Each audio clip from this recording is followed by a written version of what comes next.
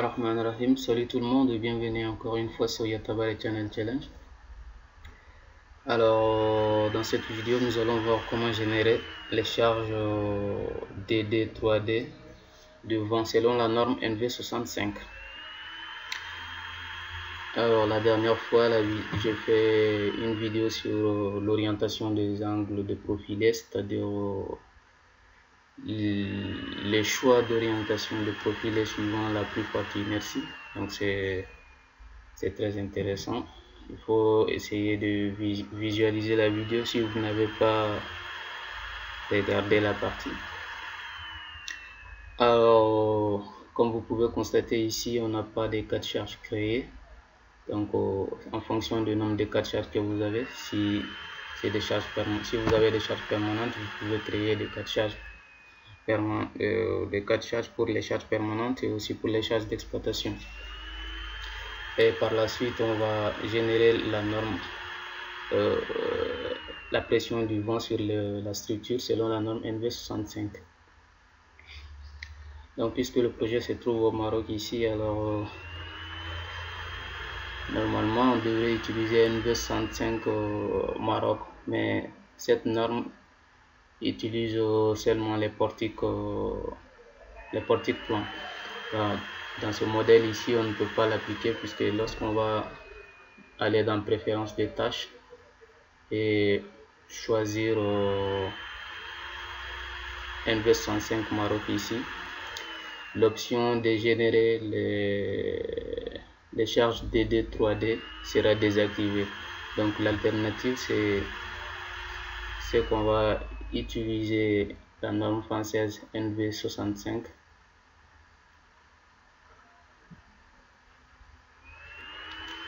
Donc NV65 plus N84, etc. Si vous n'avez pas une norme que vous cherchez ici, vous pouvez aller dans plus de normes et ici vous pouvez choisir si c'est des assemblages ou bien bois géotechnique, ou bien si vous avez si vous cherchez des charges neigeures ou bien des charges sismiques, vous pouvez sélectionner ça ici et par la suite vous la glissez de l'autre côté et vous pouvez définir cette norme. Mais pour moi, je travaille avec ces paramètres que j'ai ici. La pondération des charges seront selon la norme NV65 avec une hauteur de structure inférieure à 500 mètres et les charges de neige et vent c'est NV65. Dans la norme NV65 on a plusieurs révisions, donc les paramètres, les données sont les mêmes, seulement la différence ça peut se trouver au niveau des générations de charges. Bon, sans plus tarder sur ça, on va d'abord commencer par créer les cas de charge. Donc le premier cas de charge que je vais créer c'est la charge permanente, c'est-à-dire le cas de charge qui va prendre en compte le poids propre de notre structure. Donc et par la suite le deuxième cas de charge, ça sera la charge d'exploitation que je vais générer sur le plancher. Ça c'est pour prendre en compte les éventuels entretiens qu'on peut avoir avec le temps à effectuer sur la structure. Donc les personnes qui vont monter vont appliquer une charge à ce moment là, donc on va prendre un cas de charge d'exploitation pour ça. Et pour créer les cas de charge, vous pouvez venir soit ici cas de charge ou bien vous allez dans chargement, cas de charge. Donc on va d'abord créer les cas de charge permanents, les charges permanentes du moins. Et lorsque vous cliquez sur cas de charge, ça va vous ouvrir cette fenêtre. Donc le numéro de cas de charge et aussi la nature, si c'est permanente ou d'exploitation. Donc on va cliquer permanente et je vais garder ce nom par défaut. Si vous cliquez sur permanente, si vous cliquez sur ajouter, toute la structure sera sélectionnée. Donc ça veut dire que le robot a pris en compte automatiquement les charges de tous les profilés présents dans notre modèle. Ensuite, je vais ajouter le cas de charge d'exploitation. Je garde le nom par défaut comme ça. Et les numéros, c'est 2. Ok. Donc, je l'ajoute. Et après, je peux fermer cette fenêtre. Et je vais définir la charge à appliquer en affectant cette charge à la charge d'exploitation. Donc, c'est une charge surfacique. On va dans surfacique. Et il faut, n'oubliez pas de sélectionner les cas de charge ici. Donc, c'est exploitation. Donc, ici, vous pouvez, si vous jugez que c'est moins d'1 kilopascal, vous pouvez saisir la valeur ici. Et pour mon cas ici, je vais prendre 1 kilonewton. Je l'ajoute et il faut sélectionner les panneaux sur lesquels vous allez appliquer la charge appliquée.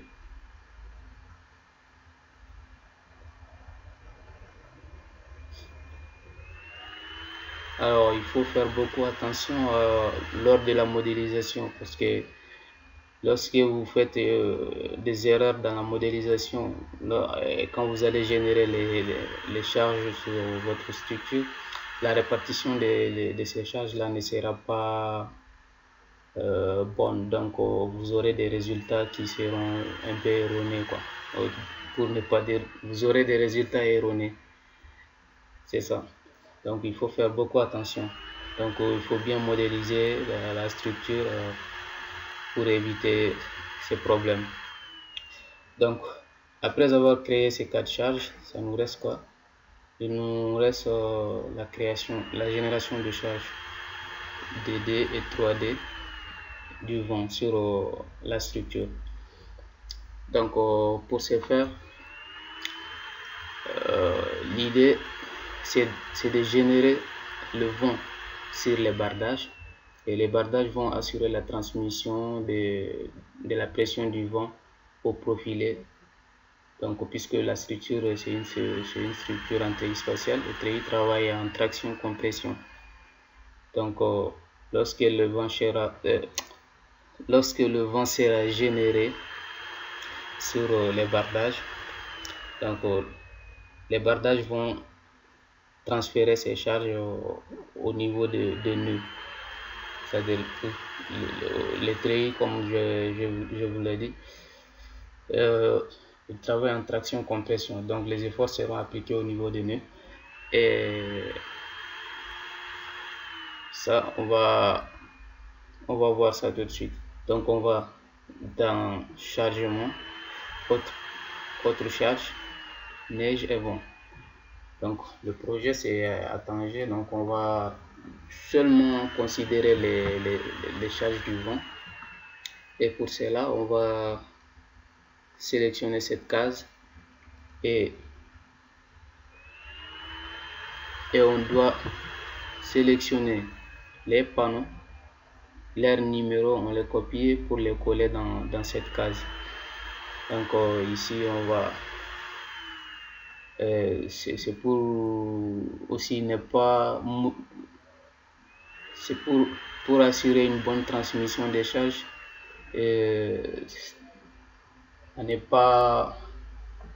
C'est pour ne pas sélectionner tout le modèle et puis appliquer la charge sur le modèle comme ça, n'importe comment. Donc on va sélectionner les bardages,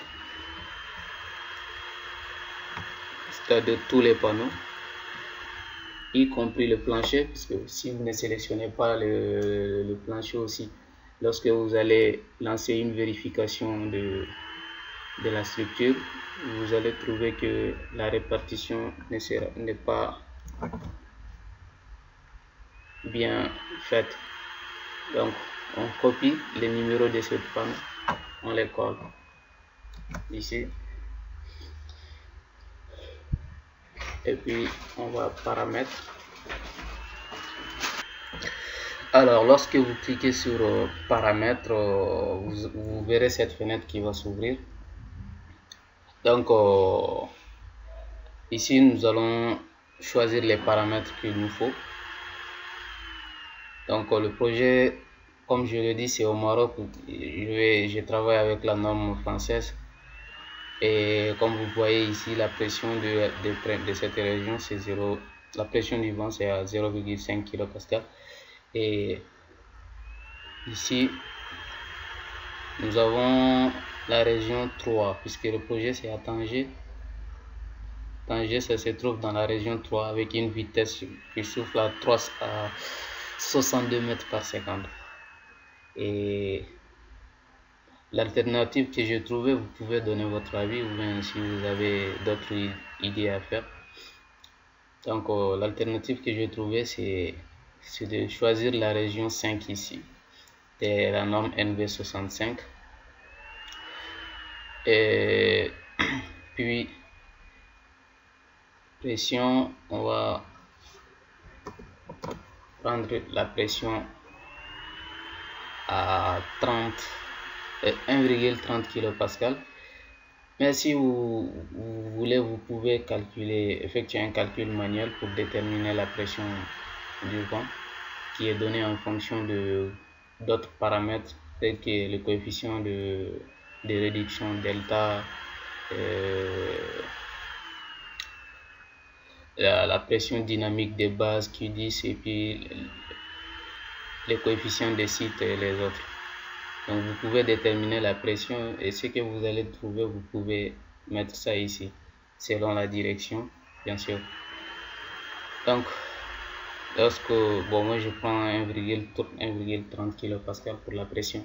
Et l'altitude de la construction, c'est très important de renseigner cette case, puisque ça rentre dans le calcul de la pression dynamique H, c'est-à-dire la pression à la hauteur H. Donc l'altitude de la construction c'est 37,5. Donc comme vous pouvez voir sur la coupe, 37,5. Donc on revient,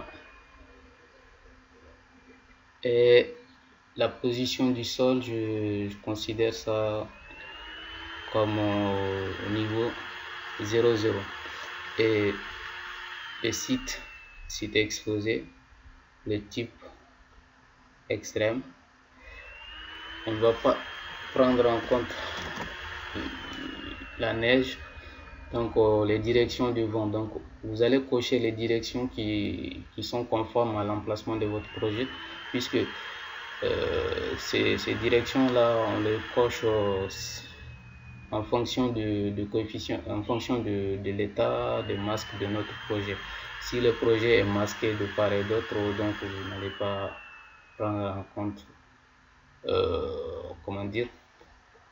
Bon, si le projet par exemple est masqué par un bâtiment ici, donc le vent qui souffle dans cette direction ne peut pas être pris en compte. Donc par contre ici je considère que la structure est exposée au vent. Donc, si c'est masqué, si vous avez une structure qui est masquée, totalement masquée ou bien partiellement masquée, vous pouvez choisir les directions sur lesquelles vous allez générer les vents. Donc je vais cocher ces cases.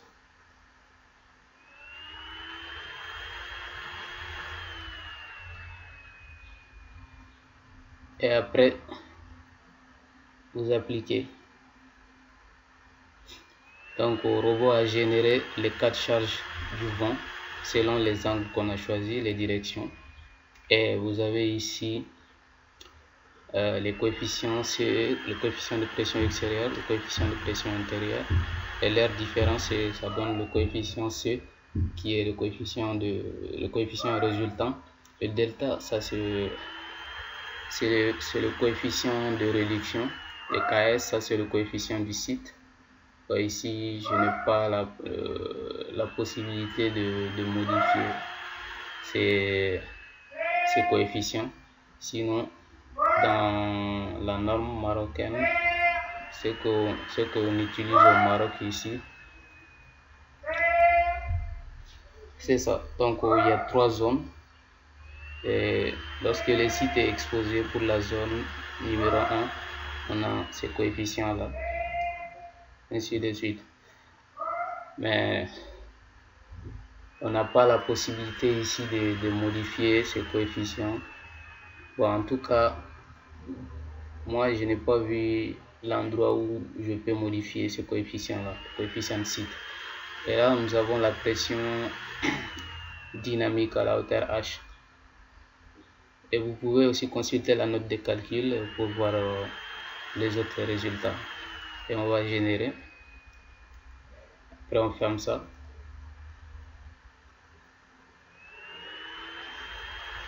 Donc, le message qu'on a ici, face objet sans épaisseur, ça, ce n'est pas un problème. Lorsqu'on va lancer les calculs, on verra que ce message ne va pas s'afficher après. D'accord. Et on a ici les cas de charge qu'on a créés, permanente exploitation, les cas de charge du vent. Maintenant, qu'est-ce qui nous reste? C'est la création de combinaisons, les combinaisons de charge. Ces combinaisons, on va utiliser la combinaison automatique avec manuel. Donc on part d'un chargement, combinaison automatique, et combinaison manuelle, génération. Donc ça calcule, le robot calcule le nombre de pondérations. On a 6. Vous pouvez lire l'information concernant cette combinaison ici. Et la pondération, c'est d'après la norme CM66 avec une hauteur de structure inférieure à 500 mètres. Et vous pouvez aussi modifier les coefficients de pondération dans ce tableau-là. On va cliquer sur avancer. Ok. Alors ici vous avez les combinaisons ELU et LS accidentelles. L'accidentel concernant les combinaisons sismiques, on les prend en compte lorsqu'on a une structure élancée. Ou bien lorsque l'accélération du sol est aussi importante. Donc ici on va enlever ça. Bon, si c'est un calcul manuel, normalement on ne doit pas les associer. Si on doit prendre en compte les combinaisons sismiques, on fait d'abord le vent à part, l'étude de vent à part et puis l'étude sismique à part, et on essaie de comparer les résultats, on prend les cas les plus défavorables. Donc il faut d'abord vous assurer que tous les cas de charge créés sont sélectionnés ici et vous sélectionnez les combinaisons qu'il vous faut. Et là on a la création de groupes. Donc lorsqu'on a si on avait différents cas de charge permanentes, des charges permanentes différentes, on pouvait créer un groupe pour ces cas. Mais c'est aussi, bon, puisqu'on a un seul cas ici, on va créer un seul groupe de cas de charge permanents. Ok. Ensuite, bon, l'opérateur E, ça fait la somme. Max décharge, et puis les mines décharge et les mines décharge ici comme on a ici. L'opérateur E, ça prend le maximum de chaque cas de charge, fait la somme, et le minimum de chaque cas de charge, fait la somme. Le ou inclusif, c'est à peu près la même chose, mais sauf qu'ici, le ou inclusif, en plus de faire la somme des cas de charge max et min, ça ajoute la combinaison de min et de max des différents cas de charge qu'on a. Le ou exclusif, ça fait une liste, juste séparément. Donc vous pouvez consulter l'aide du robot, vous allez trouver ça dans fonctionnement des opérateurs et vous pouvez comprendre comment ça fonctionne. Alors on revient ensuite exploitation, on l'ajoute, on crée le groupe et puis vent.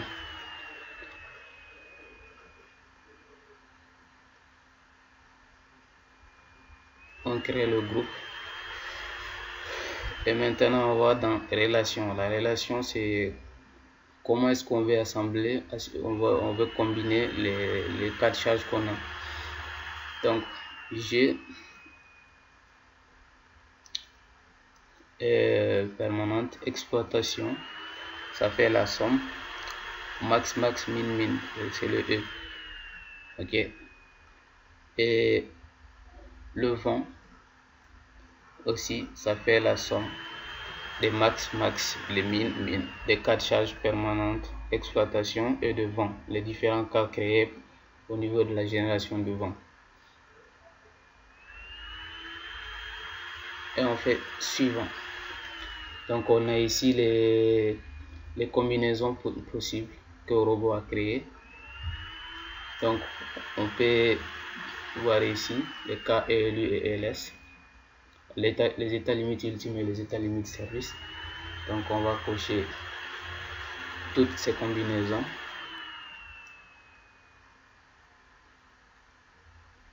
Toutes les combinaisons, que ce soit aux états limites ultimes ou service. Et une chose, si vous voulez aussi modifier les coefficients de pondération, vous pouvez venir dans cas de charge, vous cliquez et vous suffit de cliquer sur le cas de charge et vous allez éditer les paramètres de coefficient. Vous pouvez modifier ça ici.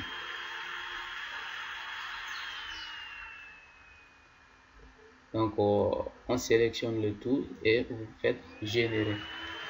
Donc vous avez ici maintenant tout. On a 83 cas de charge, les cas de charge y compris les combinaisons aussi, et lui et LS. Donc après ça, vous pouvez cliquer sur le symbole de charge pour modifier, pour observer les cas de charge, les charges que vous avez, que ce soit pour les combinaisons ou bien les cas de charge créés. Alors, et après ça, c'est les calculs. Vous allez lancer les calculs et puis analyser les résultats. Donc, je crois que je vais m'arrêter ici. Et la prochaine vidéo, je vais faire les calculs. Et s'il y a des instabilités, je vais corriger ces instabilités et par la suite passer à l'analyse des résultats. J'espère que cette vidéo vous a aidé. Si c'est le cas, merci, c'est un plaisir. Et si vous avez des remarques ou des suggestions, n'hésitez pas à me les faire savoir par commentaire. Je vous dis merci, à la prochaine.